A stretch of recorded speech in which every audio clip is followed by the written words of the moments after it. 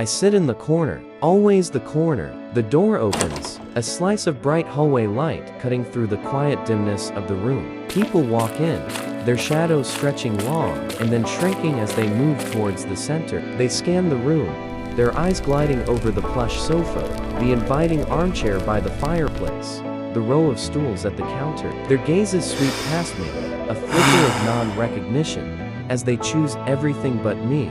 The deep, welcoming couch gets the immediate attention, sinking under the weight of happy arrivals. The soft, upholstered chair by the large picture window receives the quiet praise, a perfect nook for reading or daydreaming. Me, I am a receptacle for the things they shed upon entry. I hold the heavy winter jackets, their collars still cold from the outside air. I cradle the leather bags, their straps worn from daily burdens.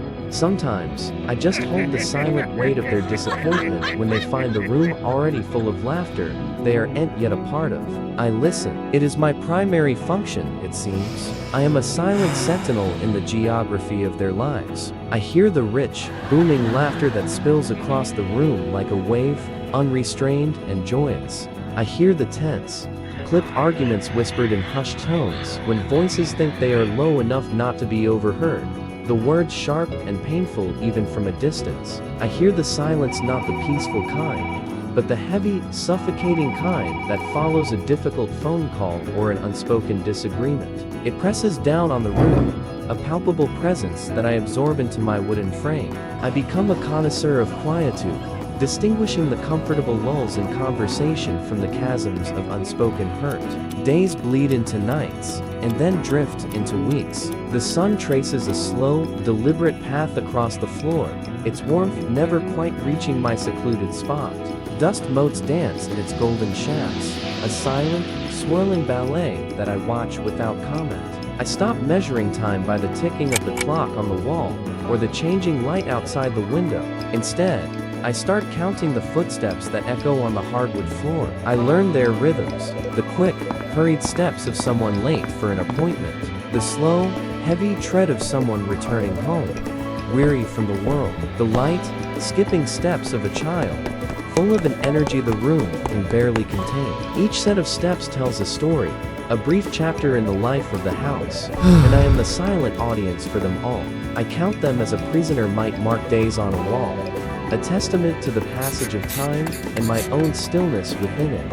I find myself supporting weight, but it is rarely the weight of a human form. Instead, I bear the burdens they leave behind. I am a temporary home for backpacks stuffed to the zippers with textbooks and unfinished dreams, their weight a physical manifestation of youthful anxiety. I am a rack for coats worn by people who arrive with a gust of wind and leave in a similar hurry, their scent lingering for a moment before dissipating into the air. Sometimes, for long stretches, I hold nothing at all. In these moments of absolute emptiness, my own form feels more pronounced, my solitude more acute. I feel the grain of my own wood, the rigid lines of my construction. I am a chair, a thing made for sitting, yet I exist in a state of perpetual readiness, a purpose unfulfilled. The absence of weight becomes a burden in itself, a constant reminder of being overlooked. I begin to wonder if I was built wrong. It is a thought that starts as a whisper and grows into a persistent hum in the silence. Maybe my legs are too stiff, too angular, lacking the gentle curve that invites repose. Perhaps the varnish on my wood is too dark, too somber, absorbing the light instead of reflecting it. Maybe I don't look comfortable enough, my straight back appearing more disciplinary than welcoming. I watch the others. The sofa is a landscape of pillows and soft textures, an open invitation to collapse. The armchair has a gentle slope to its arms, a perfect cradle for an elbow. I have none of these things. I am functional, sturdy, and unadorned. I was crafted with care, sure of it. I can feel the strength in my joints, the solidness of my seat, but perhaps the hands that made me prioritize durability over desirability. Perhaps, in their quest to make something that would last, they forgot to make something that would be loved. The thought settles deep within me, a splinter of doubt. Then one evening, the air changes. It grows thick with sound and warmth. The room fills up, person by person, until it seems to be breathing with a life all its own. Music plays softly from a speaker in the far corner. Conversations overlap.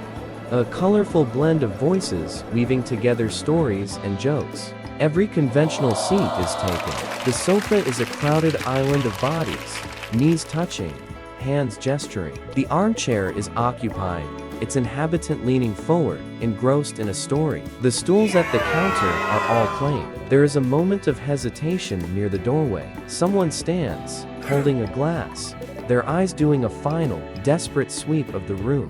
Their gaze, which has passed over me 100 times before, now lingers. It assesses. There is nowhere else to go. And finally, with a quiet sigh of resignation, that I feel more than hear, they walk over and sit on me. The initial contact is a shock, a current running through my frame. After an eternity of holding only fabric and leather, the solid, living weight of a person is a profound revelation. It is a pressure I was built for, a purpose I had only dreamed of. The person doesn't shift or adjust. They don't test my sturdiness. They simply settle. They don't say anything. They don't praise my comfort or complain about my rigidity. They are just there, a quiet presence in my corner, a part of the room's vibrant ecosystem. Their warmth seeps slowly into my wood, chasing away the deep, persistent chill of my long solitude.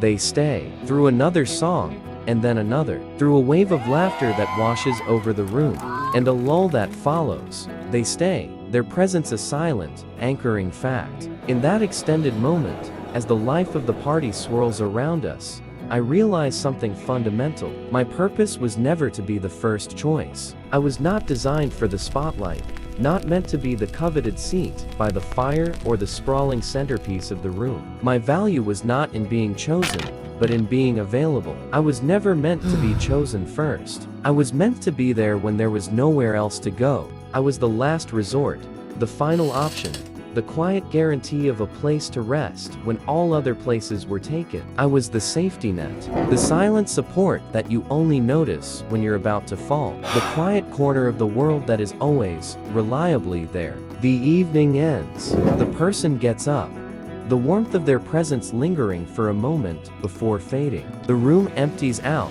returning to its familiar state of quiet and shadow. I am alone again, in my corner, but something inside me has shifted. The grain of my wood feels the same. My legs are just as stiff, but the silence no longer feels like a judgment. The emptiness no longer feels like a failure. I am the same chair, occupying the same space. I remain in the corner, but I am no longer invisible, not to myself, and I will wait patiently for the next time the room is full. I will be ready.